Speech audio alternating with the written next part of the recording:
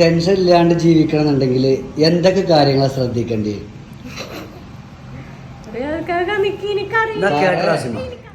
നമ്മക്ക് വില തരാത്ത ആൾക്കാരെ മുമ്പിൽ പോവാതിരിക്കുക. നമ്മളെ കാര്യങ്ങൾ കേൾക്കാനുള്ള അല്ലെങ്കിൽ ഏറ്റവും നല്ലൊരു ലിസണർ അല്ല എന്നുണ്ടെങ്കിൽ ഓരോട് സംസാരിക്കാതിരിക്കുക. നമ്മുടെ ലൈഫിൽ വലിയ വലിയ പ്രശ്നങ്ങളൊക്കെ വരുമ്പോൾ സങ്കടപ്പെടാതെ കുറേയൊക്കെ നമ്മൾ കൺട്രോൾ ചെയ്യും. മറ്റുള്ളവരെ ജീവിതം കണ്ടിട്ട് നമ്മളെ ജീവിതത്തിനെ താരതമ്യം ചെയ്യാതിരിക്കുക.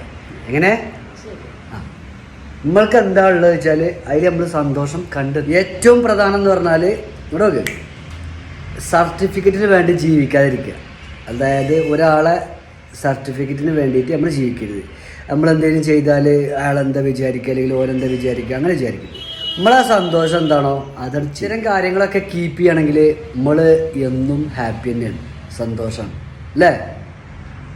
ടെൻഷൻ ഫ്രീ ലൈഫ് ആവില്ലേ പിന്നെ അല്ല.